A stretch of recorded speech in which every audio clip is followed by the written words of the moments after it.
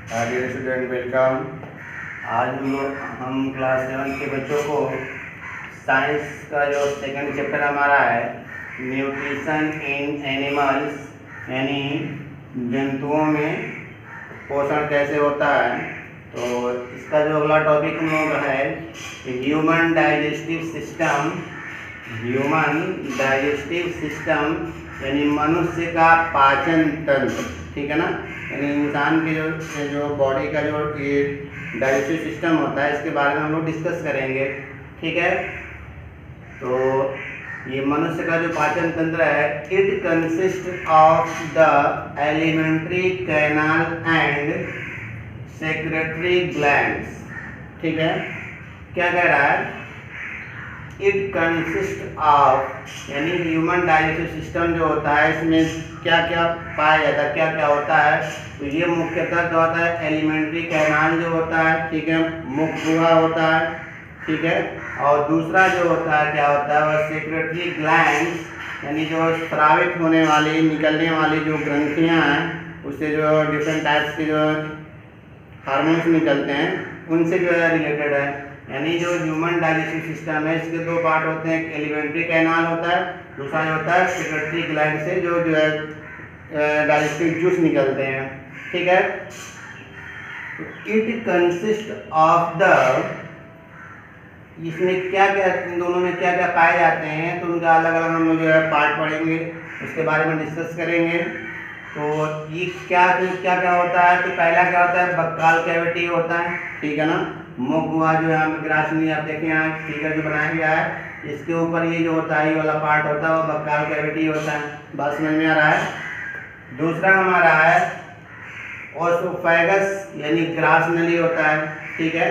यहाँ देखिए ओसोफेगस ये जो कैनाल आ रहा है ना नली फूड पाइप, तो ये होता है ओसोफेगस होता है, ठीक है। क्या होता है ग्रास नली। उसके बाद से क्या आता है हमारा तीसरा स्टमक आता है, वो इसके नीचे जो आता है यहाँ से जो आता है मिलता है इस साइड में जो होता है वह इस तरह से जो है जो पार्ट बना होता है उसको हम स्टमक कहते हैं, उधर कहते हैं, बस समझ में आ रहा है। चौथा है हमारा स्मॉल इंस्टेंटाइन। स्मॉल इंस्टेंटाइन का हिंदी क्या होता है छोटी आंत, ठीक है। नाम है इसका छोटी आंत लेकिन इसकी लंबाई बहुत बड़ी होती है, ठीक है। और वह उसके नीचे इस वाले पार्ट में यहाँ जो होता है ये मोटा वाला पार्ट जो दिखाया गया है इसके बीच में जो ये राउंडिंग जो शेप क्वायर के शेप में जो दिखाया गया है ये होता है स्मॉल इंस्टेंटाइन यानी छोटी आंत होता है, ठीक है। उसके बाद है क्या लार्ज इंस्टेंटाइन बड़ी आंत। नाम से लग रहा है बड़ी बहुत बड़ा होगा लेकिन ऐसा नहीं है, ये मोटा होता है जरूर लेकिन क्या होता है लंबाई में छोटा होता है इससे, ठीक है ना। लार्ज इंस्टेंटाइन एंडिंग इन रेक्टम, और ये लार्ज इंस्टेंटाइन जो होता है वह कहाँ इसका एंड होता है वो रेक्टम के पास जाकर क्या होता है खत्म होता है, और उसके अगला वाला जो पार्ट होता है वह एनस होता है, तो उसका लास्ट वाला पार्ट क्या होता है एनस। ये एलिमेंट्री कैनाल के इतने पार्ट हो गए।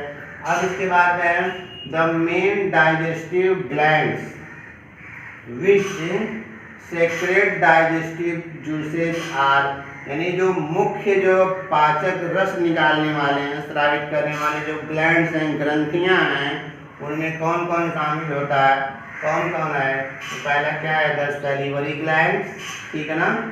सैलिवरी ग्लैंड से क्या सीक्रेट होता है लार निकलता है जो यहाँ पे नीचे पाया जाता है, सैलिवरी ग्लैंड यहाँ होता है, ठीक है।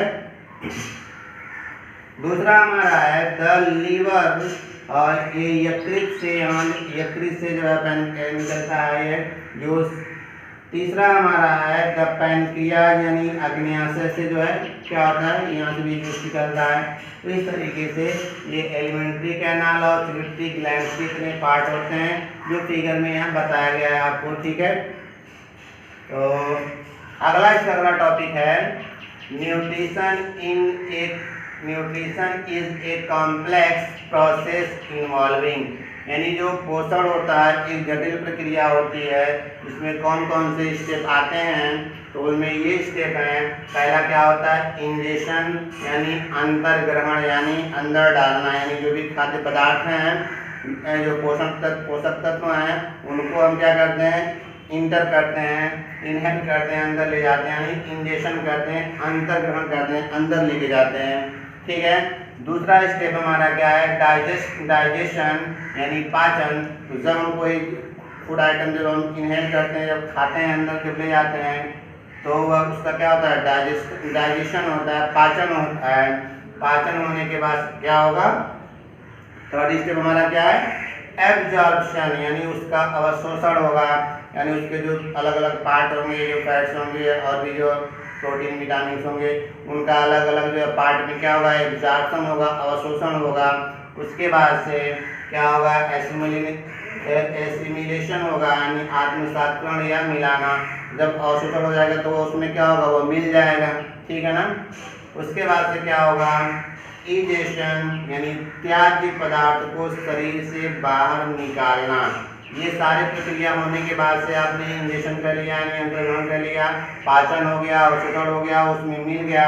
तो उसके बाद से और भी कुछ ऐसे पदार्थ होते हैं जो एब्जॉर्ब नहीं होते हैं, यानी उनको बाहर जो शरीर के लिए नुकसानदायक होते हैं, तो उन पदार्थों को बाहर निकालना ही क्या कहलाता है, इजेशन कहलाता है। यानी त्याज्य पदार्थ यानी जो त्यागने योग्य, जिसको बाहर निकालने वाले पदार्थ हैं, उनको बाहर निकालना ही इजेशन कहलाता है। इस तरीके से जो न्यूट्रिशन जो है एक जो जटिल प्रक्रिया है, उसके अंतर्गत पहले क्या होता है, इजेशन होता है, अंतर्ग्रहण होता है। दूसरा पार्ट क्या होता है, डाइजेशन शुरू हो जाता है उसका। तीसरा है, उसके बाद से क्या होता है, एब्जॉर्प्शन यानी अवशोषण होना शुरू हो जाता है। उसके बाद से आपस में मिलना शुरू यानी एसिमिलेशन हो जाता है। ठीक है। उसके बाद से जो वेस्ट मटेरियल है उनको शरीर से बाहर निकाल दिया जाता है। यानी जब आप यहाँ से जब फूड जो है इंजेक्शन करते हैं, तो ये जो है इसके एलिमेंट्री कैनाल से होते हुए जो फूड पाइप से होते हुए वो स्टमक में आता है। ये प्रक्रिया होती है लगभग 3 से 4 घंटे जब भोजन रहता है। इसके बाद डाइजेशन होता है, ब्रेक डाउन होता है। इस बाद से जो है डिफरेंट टाइप जो जूस को अलग अलग पार्ट को पचाने वाले होते हैं। उसके बाद से वो क्या होते हैं, वह इसमें आता है, फिर बड़ी यहाँ से होते हुए कहाँ आता है, वो रेक्टम में आता है, मलाशय में इकट्ठा होता है। उसके बाद से एनस के थ्रू वह एग्जॉर्ट कर दिया जाता है, बाहर निकाल दिया जाता है।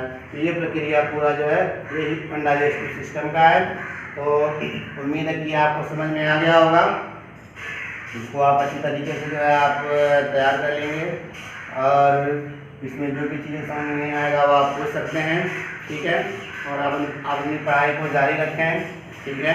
और सेकेंड यूनिट से इंशाल्लाह जो है 20 अगस्त रखा गया है, इसमें आप तैयारी करिए और इसके मार्क्स में आप फिल करिए। फिर मिलेंगे नेक्स्ट वीडियो के साथ, नए टॉपिक के साथ। तब तक के लिए take care, all the best, thank you.